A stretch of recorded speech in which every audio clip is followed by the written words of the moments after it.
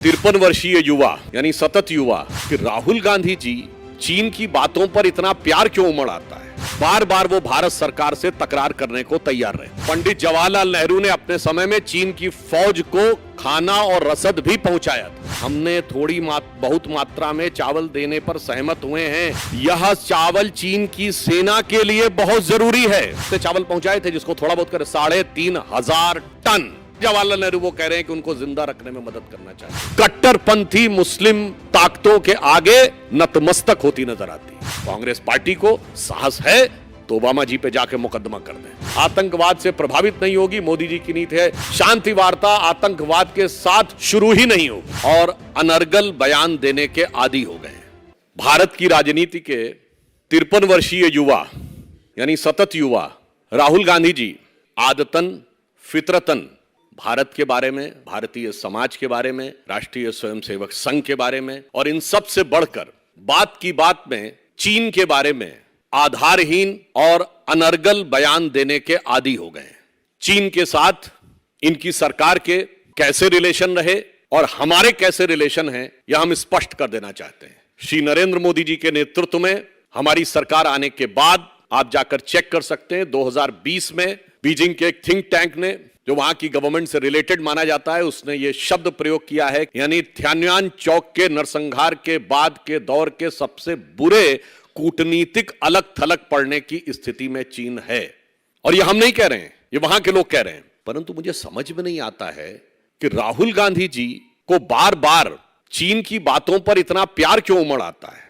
ये राजीव गांधी फाउंडेशन को मिले हुए दान का एहसान है या चीन की कम्युनिस्ट पार्टी के साथ हुए करार का इकरार है कि बार बार वो भारत सरकार से तकरार करने को तैयार रहते हैं।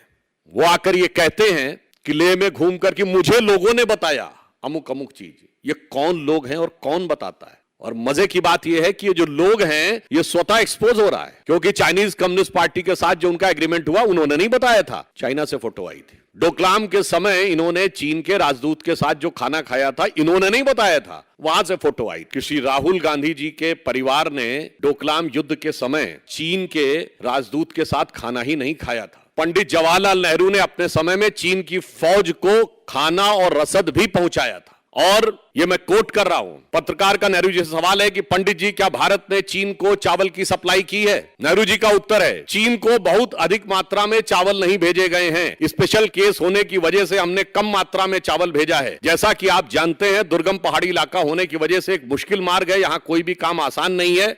आगे सुनिए, लेकिन चीन की जरूरत को देखते हुए हमने बहुत मात्रा में चावल देने पर सहमत हुए हैं। यह चावल चीन की सेना के लिए बहुत जरूरी है और हम उन्हें जिंदा रखने में मदद कर रहे हैं, यद्यपि हम उन्हें तिब्बत के बाहर भी देखना चाहते हैं। चीन की सेना जब तिब्बत में अत्याचार कर रही थी उस समय, और इसकी मैं बैकग्राउंड भी आपको बता देना चाहता हूं, उस समय जो चीन का नियरेस्ट शहर था, उस जमाने में आज की तरह तिब्बत में जाल नहीं था सड़कों का। चेंगडू से लगभग 2200 किलोमीटर दूरी थी लासा की, और भारत के तावांग से 240 किलोमीटर। भारत की तरफ से सड़कों की भी स्थिति अच्छी थी क्योंकि शताब्दियों से व्यापार होता रहा था। वहां रसद पहुंचाना संभव था। चीन की सेना भूखों मरने की स्थिति में थी। तब इन महोदय ने जानते कितने चावल पहुंचाए थे, जिसको थोड़ा बहुत कर 3,500 टन 3,500 टन चावल भेज के, और बकौल जवाहरलाल नेहरू वो कह रहे हैं कि उनको जिंदा रखने में मदद करना चाहते हैं। इसलिए राहुल गांधी जी जब आप बोलने की कोशिश करते हैं तो याद रखिए, और मैं देश की युवा पीढ़ी को पुनः याद दिलाना चाहता हूं, आज भी भारत चीन की सीमा के ऊपर जो हमारा पैरामिलिट्री फोर्स है उसका क्या नाम है? Indo Tibetan border police, Bharat Tibet सीमा पुलिस। क्यों? क्योंकि 1947 में हमारा पड़ोसी चीन नहीं था, पड़ोसी तिब्बत था। इसलिए आज भी उस बॉर्डर फोर्स का नाम है इंडो तिब्बतन बॉर्डर पुलिस।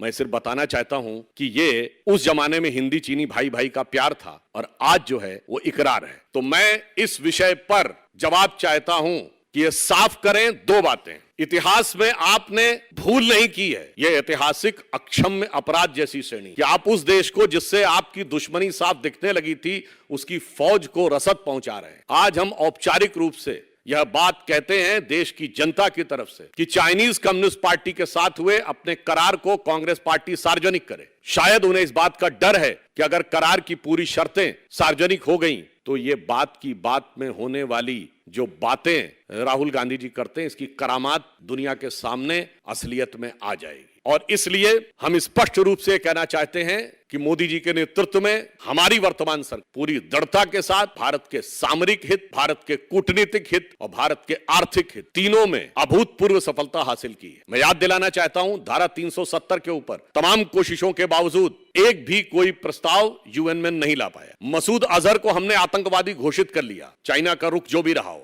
परंतु वो नहीं रोक पाए। न्यूक्लियर सप्लाई ग्रुप, जिसके की बारे में मनमोहन सिंह जी की सरकार ने भी बहुत प्रयास किया था, हम उसके सदस्य बने, चीन नहीं रोक पाया। मिसाइल टेक्नोलॉजी कंट्रोल रिजीम के हम सदस्य बने। ये उपलब्धियां आपको दिखाई नहीं पड़ती हैं और आज हम पूछना चाहते हैं कि बार बार ये पूछने की जो आपकी फितरत है, इसके पीछे के कारण क्या है, यह बात स्पष्ट की जानी चाहिए।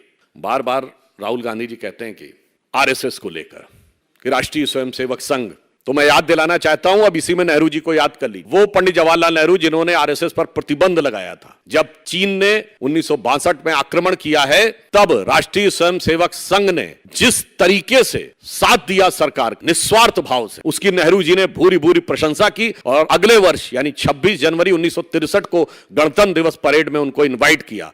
तो आज मैं पूछना चाहता हूं राहुल गांधी जी से कि आप सही थे या पंडित नेहरू सही थे? और भारत के विरुद्ध प्रचार करने के लिए और उसके ऊपर जब कार्रवाई हुई थी तो इन्होंने उनका समर्थन किया था। 2010 में जब पाकिस्तान के प्रधानमंत्री नवाज शरीफ ने तत्कालीन हमारे प्रधानमंत्री डॉक्टर मनमोहन सिंह के लिए आपत्तिजनक व्यक्तिगत हमला किया था, तब मुख्यमंत्री के रूप में मोदी जी ने कहा था, कौन होता है पाकिस्तान का प्रधानमंत्री 125 करोड़ के भारतीयों के प्रतिनिधि के ऊपर ऐसी बात कहने वाला। हमारे ये 4 उदाहरण हैं जनाब, और आप आकर विपक्ष में क्या कर रहे हैं। इसलिए मैं कहना चाहता हूं कि एक जमाने में कांग्रेस कहती थी सरकार चलाना उन्हीं को आता है। अब जनता ने दिखा दिया कि सरकार चलाना किसे आता है। पर मैं कहना चाहता हूं, विपक्ष के रूप में गंभीर भूमिका निभाना उन्हें नहीं आता है। हम लंबे समय तक विपक्ष में रहे हैं, जिम्मेदार गंभीर विपक्ष की भूमिका निभाई है और कम से कम राष्ट्रीय मुद्दों के ऊपर उनको भारतीय जनता पार्टी से सीखने का प्रयास करना चाहिए और इस प्रकार की अनर्गल बातें कहने से बचना चाहिए। देखिए, मैं ये बात कहना चाहता हूं, 26/11 का हमला हुआ था, उसमें सिर्फ हिंदुओं की डेथ हुई थी क्या? अच्छी खासी संख्या में तो मुस्लिम भी मारे गए थे, तब वो सुरक्षित थे। ये बताइए, कांग्रेस पार्टी के शासनकाल में भारत में मुस्लिम समाज की दृष्टि से सबसे मुकद्दस माने जाने वाली मस्जिद हजरत बल पर नवंबर 1993 में आतंकवादियों ने कब्जा कर लिया था। मुस्लिम समाज सुरक्षित था, जला दी गई और जलाने वाला पाकिस्तान भाग गया, सुरक्षित थे।